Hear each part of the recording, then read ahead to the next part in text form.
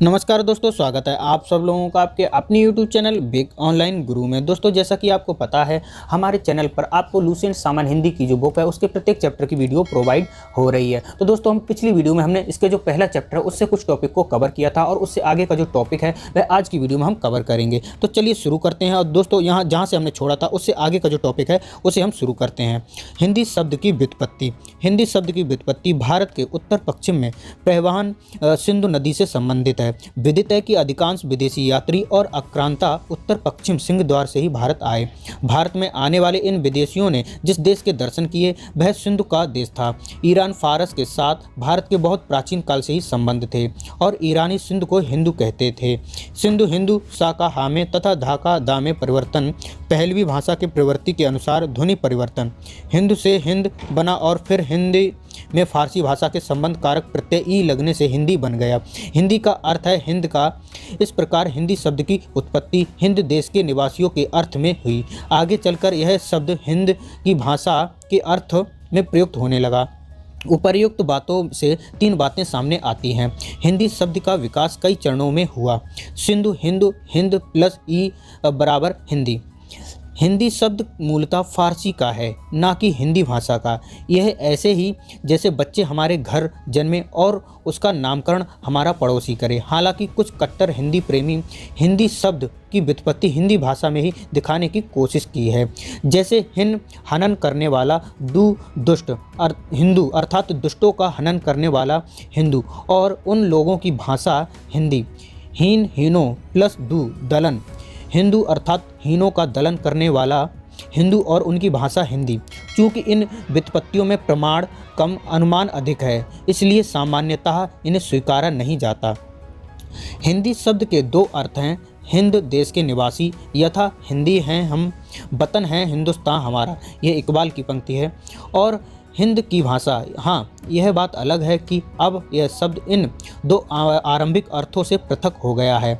इस देश के निवासियों को अब कोई हिंदी नहीं कहता, बल्कि भारतवासी, हिंदुस्तानी आदि कहते हैं। दूसरे, इस देश के व्यापक भाषा के अर्थ में भी अब हिंदी शब्द का प्रयोग नहीं होता, क्योंकि भारत में अनेक भाषाएं हैं जो सब हिंदी नहीं कहलाती। बेशक ये सभी हिंद की भाषाएं हैं, लेकिन केवल हिंदी नहीं, उन्हें हम पंजाबी, बांग्ला, असमिया, उड़िया, मराठी आदि नामों से पुकारते हैं। इसलिए हिंद की इन सब भाषाओं के लिए हिंदी शब्द का प्रयोग नहीं किया जाता।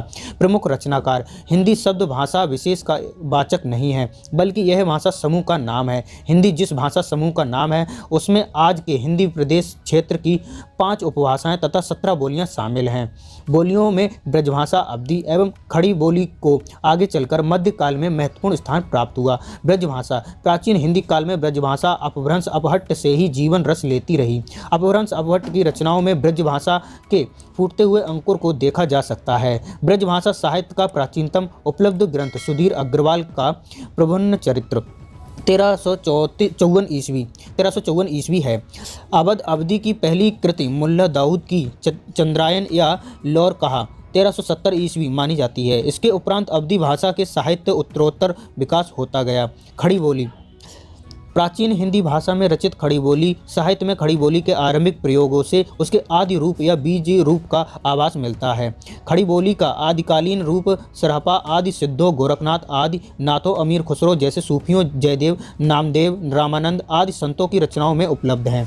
इन रचनाकारों में हमें अपभ्रंश अपभट्ट से निकलती हुई खड़ी बोली स्पष्टता दिखाई देती है। मध्यकालीन हिंदी। मध्यकाल में हिंदी का स्वरूप स्पष्ट हो गया था तथा उसकी प्रमुख बोलियां विकसित हो गईं। इस काल में भाषा के 3 रूप निखर कर सामने आए: ब्रजभाषा, अवधी व खड़ी बोली। ब्रजभाषा और अवधी का अत्यधिक साहित्यिक विकास हुआ तथा तत्कालीन ब्रजभाषा साहित्य को कुछ देशी राज्यों का संरक्षण भी प्राप्त हुआ।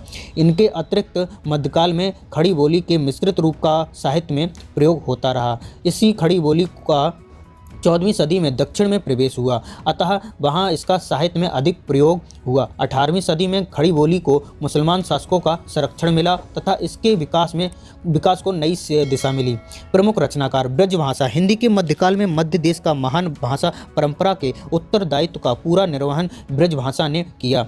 यह अपने समय की परिनिष्ठित व उच्च कोटि की साहित्यिक भाषा थी, जिसको गौरवान्वित करने का सर्वाधिक श्रेय हिंदी के कृष्ण भक्त कवियों को है। पूर्व मध्यकाल अर्थात भक्ति काल में कृष्ण भक्त कवियों ने अपने साहित्य में ब्रजभाषा का चरम विकास किया।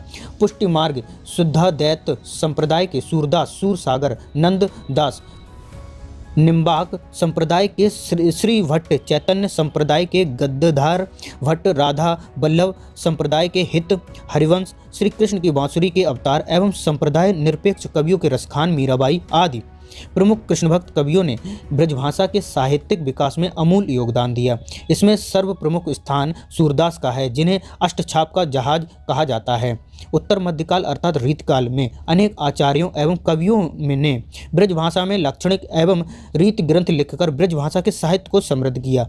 रीतिबद्ध कवियों में केशवदास, मतिराम, बिहारी देव,